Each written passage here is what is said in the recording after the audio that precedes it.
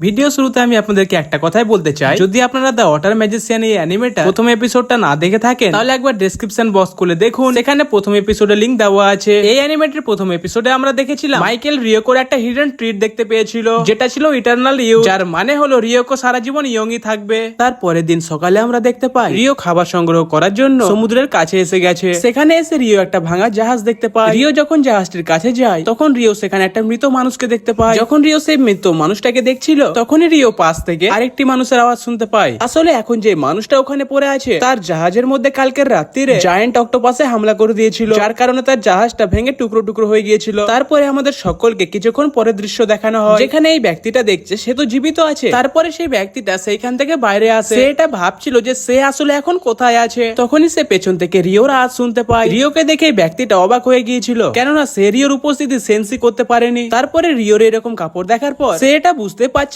না যে সে রিওকে কি বলবে। অবশেষে এই ব্যক্তিটা রিওকে তার ইন্ট্রোডাকশন দেয়। তখনই আমরা এই ব্যক্তিটার নাম জানতে পাই, যেটা হচ্ছে এবেল। এবেল কিন্তু এটা বুঝে গিয়েছিল যে রিওই তার জীবন বাঁচিয়েছে এবং তার জীবন রক্ষা করার জন্য এবেল রিওকে ধন্যবাদ জানায়। তখন রিও বলে উঠলো, আমি তো বেশি কিছু করিনি, আমি তো শুধুমাত্র তোমাকে ঘরের মধ্যে নিয়ে এসেছি। তখন রিও এবেলকে বলে ওঠে, তুমি ছাড়া আর কেউ সেখানে বেঁচে ছিল না। এই কথা শুনে এবেল বলে উঠলো, চিন্তার কোনো বিষয় নেই, সেখানে শুধু আমি ছাড়া বাকিরা ক্রিমিনাল ছিল। তখনই রিও নোটিস করে এবেলের পেট থেকে গুড়গুড় আওয়াজ বেরোচ্ছে। তারপরে তারা দুজনে একসাথে বসে খাবার খেতে লাগে। খাবার খেতে খেতে এবেল রিওকে জিজ্ঞেস করে, তোমার কাছে কি অন্য কোনো কাপড় নেই? যার উত্তরে রিও বলে ওঠে, না, আর আমার কাছে কোনো রকমের ধাগাও নেই যার সাহায্যে আমি কাপড় বুনতে পারবো। এসব শুনে এবেল রিওকে বলতে যাচ্ছিল সে তো ডাইরেক্ট গিয়েও জামা কাপড় কিনতে পারে, কিন্তু এবেল এটা বলতে বলতে থেমে যায়। সে এটা ভাবছিল, আমার মনে হয় জামা কাপড় কেনার জন্য রিওর কাছে কোনো টাকা পয়সা নেই। তখনই রিও বলে ওঠে, এই জঙ্গলের মধ্যে আমি একাই বসবাস করি আর এর আশেপাশে কোনো মানুষই থাকে না। এসব শুনে এবেল বুঝে যায় যে রিও নিশ্চয়ই এই খাবারটা জঙ্গল থেকে শিকার করে এনেছে। তারপরে এবেল রিওকে জিজ্ঞেস করে, তুমি কি এই ছোট্ট নাইফটা দিয়ে শিকার করো? রিও বলে উঠলো, একদমই না,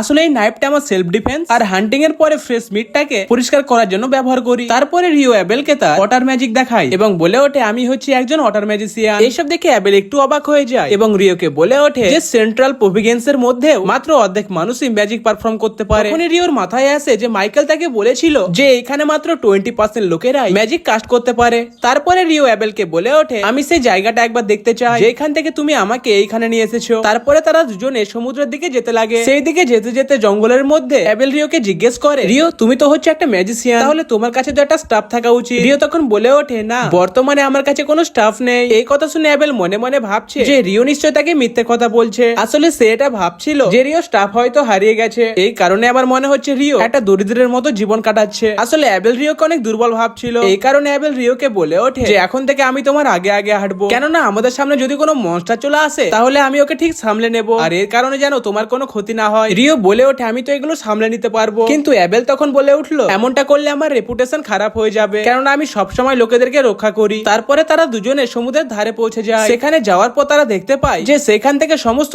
মৃতদেহগুলো উধাও হয়ে গেছে। এর মাত্র দুটো মানেই হতে পারে, হয়তো তারা সমুদ্রের ঢেউর সঙ্গে তলিয়ে গেছে, নইলে কোনো মনস্টার এসে তাদেরকে খেয়ে নিয়েছে। এর মানে তুমি যদি আমাকে না বাঁচাতে তাহলে আমার সঙ্গেও মনে হয় এমনটাই হতো। তখনই রিও বলে উঠলো, হ্যাঁ মিস্টার এবেল, আমার মনে হয় তুমি অনেক বেশি লাকি। হ্যাঁ, আমিও ঠিক এটাই ভাবছিলাম, কিন্তু রিও আমাকে এত সম্মান দেওয়ার কোনো প্রয়োজন নেই। তুমি আমাকে নরমালি এবেল বলে ডাকতে পারো, কেননা তুমি হচ্ছে যে আমার জীবন রক্ষা করেছে। এই কারণে তোমার মুখ থেকে মিস্টার ডাক শুনতে আমাকে ভালো লাগছে না। কিন্তু মিস্টার এবেল, তবুও তো আপনি আমার থেকে অনেক বড়, কিন্তু তবুও তুমি যদি এটাই চাও তাহলে আমি তোমাকে এবেল বলেই ডাকবো। রিও, তুমি এত তাড়াতাড়ি এটা বুঝে গেলে, এটার জন্য তোমাকে অনেক ধন্যবাদ, কিন্তু আমি যে জিনিসটা খুঁজছি সেটা তো এখানে খুঁজেই পাচ্ছি না। তখন রিও এবেলকে জিজ্ঞেস করে যে তুমি তাহলে এখন কি করবে? যার উত্তরে এবেল বলে উঠলো, আমার মনে হয় আমাকে এখন আমার বন্ধুদের খোঁজা উচিত। আসলে এবেল এখন তার ঘর মানে লুন টাউনের মধ্যে যেতে চায়, কিন্তু রিও এটা জানতো না যে লুন টাউনটা আসলে কোন দিকে। তখনই এবেল রিওকে জিজ্ঞেস করে যে তুমি কি আমার সঙ্গে আমার গাইড হয়ে লুন টাউনের মধ্যে যাবে? এই কথা শুনে রিও অবাক হয়ে যায়। তখনই এবেল বলে উঠলো, তুমি এটাকে একটা জবের মতো ধরে নিতে পারো, আর তুমি যদি এমনটা করো তাহলে আমি নিশ্চিত যে তোমার অনেক লাভ হবে। এই টপিকে অনেক কিছু ভাবার পর অবশেষে রিও এবেলের সঙ্গে যেতে রাজি হয়ে যায়। তখনই রিও বলে ওঠে, কিন্তু আমার এতে কিছু সময় লাগবে, কেননা আমাকে কিছু জিনিসপত্র গোছাতে হবে, তাই আমরা কালকে লুন টাউনের উদ্দেশ্যে বেরোবো। সেই দিনই সন্ধ্যেবেলা রিও এবেলকে বলে ওঠে, আমি এখন একজনকে বিদায় জানাতে যাচ্ছি। রিওর এই কথা শুনে এবেল একটু অবাক ছিল। সে বলে ওঠে, এত রাতে কে জেগে আছে যাকে তুমি বিদায় জানাতে যাচ্ছ? তখনই রিও বলে ওঠে, ও প্রতিদিন আমার সঙ্গে এই সময় দেখা করতে আসে, তাই আমাকে তাকে বলতে হবে যে আমি কিছু সময়ের জন্য এখান থেকে বাইরে যাচ্ছি। এইসব শুনে এবেল রিওকে সাবধানে সেইখানে যেতে বলে, আর রিও সেখান থেকে চলে যাওয়ার পর এবেল মনে মনে ভাবছে, রিও আমাকে বলেছিল যে এখানে ও ছাড়া আর কেউ থাকে না, আমার মনে হয় ও তার ঈশ্বরকে প্রে করতে যাচ্ছে। আর এইদিকে আমরা দেখতে পাই রিও ডালহানের কাছে চলে এসেছে। সেখানে আসার পর রিও ডালহানকে বলে উঠলো, কালকে আমি কিছুদিনের জন্য এই রোন্ডো ফরেস্টের বাইরে যাচ্ছি। আর ডালহান রিওকে এতদিন পর্যন্ত যে সমস্ত জিনিসগুলো শিখিয়েছে সেগুলোর জন্য রিও ডালহানকে ধন্যবাদ জানায়। আর আজকে তারা শেষবারের জন্য তাদের প্র্যাকটিস কন্টিনিউ করছে। তার কিছুক্ষণ পরে আমরা দেখতে পাই রিও ক্লান্ত হয়ে গেছে। তখন আমরা দেখতে পাই ডালহান সেখান থেকে চলে যেতে লাগে। আর তাকে যেতে দেখে রিও তাকে আরেকবার ধন্যবাদ জানায়। তখনই আমরা দেখতে পাই ডালহান পেছনে ঘুরে অনেক বড় একটা ওয়াটার বল বানায় আর সেই ওয়াটার বলটাকে রিওর দিকে পাঠিয়ে দেয়। তারপরে আমরা দেখতে পাই এই বল থেকে বেরিয়ে আসলো সুন্দর একটা আউটফিট। রিও বলে উঠলো, এটা কি আমার জন্য? রিওকে এই আউটফিটটা দেওয়ার জন্য রিও ডালহানকে আরেকবার ধন্যবাদ জানায়। তারপরের দিন সকালে আমরা দেখতে পাই রিও ডালহানের দেওয়া সেই আউটফিটটা পরে আছে। অ্যাবেল রিওকে দেখে বলে উঠলো, তোমাকে এই আউটফিটে অনেক বেশি সুন্দর লাগছে। তারপরে তারা দুজনে মিলে লুনা টাউনের উদ্দেশ্যে বেরিয়ে যায়। কিন্তু সেখান থেকে যাওয়ার আগে রিও শেষবারের মতো তার এই ছোট্ট ঘরটাকে আরেকবার ঘুরে দেখে। জঙ্গলের মধ্যে দিয়ে যাওয়ার সময় তাদের সামনে আরেকটা জঙ্গলি শুয়োর চলে আসে। জঙ্গলি শুয়োরটাকে দেখে অ্যাবেল বলে উঠলো, এটাকে আমি সামনে নিচ্ছি। এই কথা বলে অ্যাবেল তার কম্বাট স্কিল টোটাল ইম্পালমেন্টের সাহায্যে একটা হিটে শুয়োরটাকে মেরে দেয়। রিও অ্যাবেলের এই কম্বাট স্কিল দেখে অনেক অবাক হয়ে যায়। তারপরে রিও অ্যাবেলকে বলে উঠলো, তুমি এটা কোথা থেকে শিখেছো? এই কথার উত্তরে অ্যাবেল রিওকে বলে উঠলো, এটা হলো এমনই একটা টেকনিক যেটা শুধুমাত্র শর্টম্যান এবং যাদের কাছে অস্ত্র থাকে তারা এই স্কিলটাকে ইউজ করতে পারে। সেদিনের রাত্রিবেলায় তারা একটা গাছের নিচে রাত কাটায়। তারপরের দিন সকালে তারা আবারও বেরিয়ে যায়। জঙ্গলের মধ্যে দিয়ে হাঁটতে হাঁটতে তারা তাদের সামনে দুটো লিজার্ড ফল্ক মনস্টারকে দেখতে পায়। যেহেতু মনস্টাররা তাদেরকে নোটিস করেনি এই কারণে তারা সাইড দিয়ে চলে যাওয়ার সিদ্ধান্ত নেয়। আগে হাঁটতে হাঁটতে রিও সেন্স করে যে অনেকগুলো ফল্ক মনস্টার তাদের পেছনে আসছে। অ্যাবেল তখন বলে উঠলো, চিন্তার কোনো বিষয় নেই, আমি তাদের সঙ্গে লড়বো। তখনই রিও বলে উঠলো, ওদের সংখ্যা অনেক বেশি, তাই আমি আমার ম্যাজিক স্পেল কাস্ট করব। অ্যাবেল তখন বলে উঠলো, তোমার কাছে তো তোমার স্টাফ নেই। তখনই রিও আইসেলাস্ট কাস্ট করে অনেকগুলো ফল্ক মনস্টারকে মেরে দেয়। তখনই রিও অ্যাবেলকে বলে উঠলো যে অনেকগুলো মনস্টার এই দিকে আসছে। কিন্তু অ্যাবেল রিওর ম্যাজিক স্পেল দেখে অনেক বেশি অবাক হয়ে গিয়েছিল। তারপরে আমরা দেখতে পাই এরা দুজনে মিলে সেখানকার সমস্ত লিজার ফল্ক মনস্টারকে মেরে দিয়েছে। এই সবকিছুর পরে অ্যাবেল রিওকে জিজ্ঞেস করে যে সে এখন কোন ম্যাজিক স্পেল কাস্ট করলো। এর উত্তরে রিও অ্যাবেলকে বলে উঠলো, এটা হচ্ছে আমার ওয়াটার ম্যাজিক আইসেলাস। আসলে অ্যাবেল এটা দেখে অবাক হয়েছিল যে রিও একসঙ্গে 4টে আইসেলাস কাজ করেছিল। তখনই অ্যাবেল রিওকে বলে ওঠে যে উইন ম্যাজিশিয়ান বলে যে কোনো ম্যাজিক স্পেল এক সময়ে মাত্র একটাই কাস্ট হতে পারে, কিন্তু তুমি একসঙ্গে 4টে আইসেলাস কিভাবে কাস্ট করলে? আসলে আমাদের রিও এটা সম্বন্ধে কিছুই জানে না। তখন সে অ্যাবেলকে বলে উঠলো, হয়তো উইন ম্যাজিশিয়ানরা এক সময় একটাই ম্যাজিক কাস্ট করতে পারে, কিন্তু আমার স্পেশাল এলিমেন্ট হচ্ছে ওয়াটার, তাই আমার মনে হয় ওয়াটার ম্যাজিকের সঙ্গে এটা করা অনেক সহজ হতে পারে। অ্যাবেলও এটার সঙ্গে সহমত হয়। তারপরে রিও তার ম্যাজিকের সাহায্যে একটি গ্লাস বানিয়ে তার মধ্যে জল এনে একটি অ্যাবেলকে দিয়ে আরেকটি সে নিজে খায়। তারপরে আবার তারা তাদের জার্নি কন্টিনিউ করে। আগে হাঁটতে হাঁটতে অ্যাবেল রিওকে একটা ব্রোঞ্জ কয়েন দেখায়। আর এই ব্রোঞ্জ কয়েনটাকে দেখে রিও বলে উঠলো, ভাই আমি আগে এরকম কখনো কয়েন দেখিনি। এই কথা শুনে অ্যাবেল বলে উঠলো, এই কয়েনটার নাম হচ্ছে ফ্লোরিন আর এটা নাইট কিংডমে ব্যবহার হয় আর আমাদের লুন টাউনও সেখানে অবস্থিত। নাইটলি নামটা শুনতে রিওকে অনেক ভালো লাগে। তারপরে অ্যাবেল রিওকে এও বলে যে সেন্ট্রাল প্রভিন্স এর মধ্যে সবাই নিজের নিজের কয়েন বদলাতেই থাকে, কিন্তু তারা সকলেই একটি কারেন্সি ইউজ করে। তখন রিও বলে উঠলো, তাহলে কি নাইটলি কিংডম সেন্ট্রাল প্রভিন্স এর একটি পার্ট? যার উত্তরে অ্যাবেল বলে উঠলো, হ্যাঁ, নাইটলি কিংডম 3টে বড় নেশনের মধ্যে একটা, আর তাছাড়া আরো দুটো নেশনের নাম হচ্ছে ডেভি এম্পায়ার আর আরেকটি হচ্ছে হ্যান্ডিও। ডেভি নামটা শুনে রিও উদাস হয়ে যায়। তখন অ্যাবেল জিজ্ঞেস করে, ডেভি এম্পায়ারের সঙ্গে কি তোমার কোনো প্রবলেম আছে? রিও বলে ওঠে, সেরকম কোনো ব্যাপার নয়, শুধু ডেভি নামটা আমার মোটেও পছন্দ না।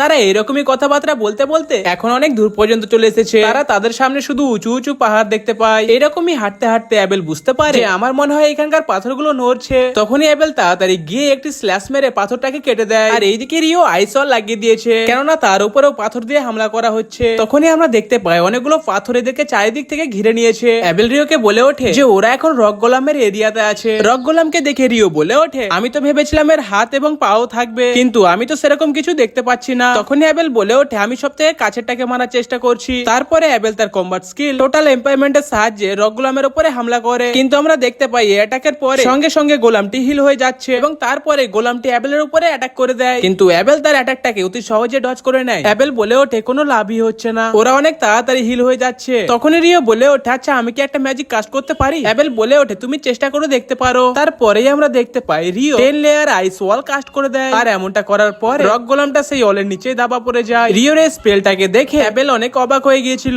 তখনই অ্যাবেল বলে ওঠে, ভাই এটা কি ছিল? তার কিছুক্ষণ পরে আমরা দেখতে পাই রিও তার ম্যাজিক স্পেলের সাহায্যে সমস্ত রক গোলামদেরকে তার আইস ওয়ালের নিচে দেবে দিয়েছে। তারপরে তারা সেখান থেকে সামনের দিকে এগিয়ে যায়, কিন্তু তারা সামনে গিয়ে আবারও দেখে তাদের সামনে বিশাল বড় একটা মনস্টার ঘুমোচ্ছিল। আর শুধু তাই না, এই মনস্টারটার উপরে হামলা করার জন্য আরো অনেকগুলো উড়ন্ত মনস্টার এগিয়ে আসছে। এইসব দেখে রিও অনেক এক্সাইটেড হয়ে গিয়েছিল, কেননা সে তার জীবনে প্রথমবার দুটো মনস্টারকে লড়তে দেখতে পাবে। তারপরেই আমরা দেখতে পাই কুমিরের মতো দেখতে মনস্টারটা ম্যাজিক নেগাশনের সাহায্যে সমস্ত উড়ন্ত মনস্টারদেরকে অতি সহজে মেরে দেয়। এইসব দেখে অ্যাবেল তো অনেক অবাক হয়ে যায়, কিন্তু ভাই আমাদের রিও অনেক বেশি এক্সাইটেড হয়েছিল। সেই দিনই সন্ধ্যাবেলা তারা এক জায়গায় টেন্ট লাগিয়ে বসেছিল। তখনই সেখানে অ্যাবেল বলে উঠলো ম্যাজিক নেগেশন। আমি এটার সম্বন্ধে আগে একবার শুনেছিলাম, ডানজানের মধ্যে নাকি এই ধরনের ম্যাজিক নেগেশনের সাহায্যে অনেকগুলো ট্র্যাপ লাগানো হয়। ডানজানের নাম শোনা মাত্র রিও অনেক বেশি উত্তেজিত হয়ে যায়। তখনই অ্যাবেল রিওকে বলে ওঠে তুমি কি ডানজানে অনেক বেশি ইন্টারেস্টেড? রিও বলে ওঠে একদম, আর আমি যদি ভবিষ্যতে কোনোদিন সুযোগ পাই ডানজানের মধ্যে যাওয়ার, তাহলে আমি সেই সুযোগটাকে কখনোই মিস করব না।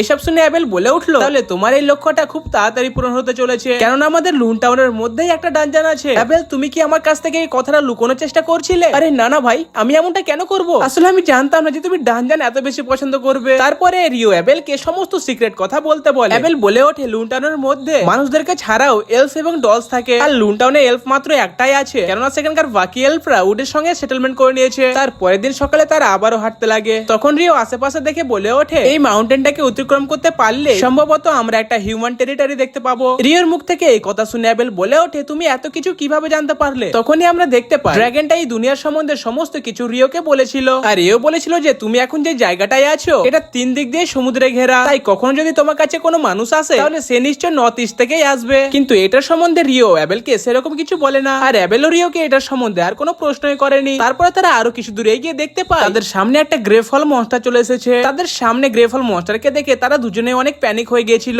তখনই রিও তার বুদ্ধি লাগিয়ে তাদের কাছে যতগুলো মাংসের টুকরো ছিল সে ওইগুলো গ্রেফল মনস্টারের দিকে ছুড়ে দেয়, আর আমরা দেখতে পাই গ্রেফল মাংসের টুকরো নিয়ে সেইখান থেকে চলে যায়। তখনই অ্যাবেল বলে ওঠে এই জায়গাটা আমার খুব একটা সুবিধার মনে হচ্ছে না, কেননা এখানে অনেক ধরনের মনস্টার আছে। আর অ্যাবেল এও বলে যে কুমিরের মতো দেখতে মনস্টারটাকে যে সমস্ত উড়ন্ত মনস্টার গুলো মারতে এসেছিল তারা নিশ্চয়ই উত্তর দিক থেকে এসেছিল, আর যদি আমার গণনা সঠিক হয় তাহলে আমাদেরকেও সেই উড়ন্ত মনস্টারের সঙ্গে লড়াই করতে হবে। কিছু দূর এগিয়ে যাওয়ার পর আমরা দেখতে পাই রিওর গণনা পুরো সঠিক হয়ে গিয়েছিল, কেননা তারা দেখতে পায় তাদের সামনে অনেকগুলো বেমন মনস্টার। তখন রিও বলে ওঠে আমরা কি তাহলে এদের সঙ্গে লড়াই করব? এই কথার উত্তরে অ্যাবেল বলে ওঠে এই কাজটা মোটেও সহজ হবে না, কেননা এদেরকে মারার জন্য কমপক্ষে 20টা এক্সপিরিয়েন্স অ্যাডভেঞ্চারার লাগবে, আর তবু যদি এদের সঙ্গে লড়াই করা যায় তাহলে 20 জনের মধ্যে 7-8 জন তো ঘায়েল হবে। রিও বলে ওঠে কিন্তু এদের সঙ্গে লড়াই না করে আমরা সামনের দিকে এগিয়ে যেতে পারবো না। রিও বলে ওঠে যদি এই মনস্টাররা জমির মধ্যেই থাকে তাহলে তুমি কি তাদেরকে মারতে পারবে? অ্যাবেল বলে ওঠে ওরা যদি জমিতে থাকে তাহলে আমি খুব সহজেই স্ল্যাশ মেরে ওদেরকে মেরে দিতে পারবো। এই কথা শোনার পর রিও সামনে এগিয়ে যায়। রিওকে যেতে দেখে অ্যাবেল অনেক বেশি ঘাবড়ে গিয়েছিল।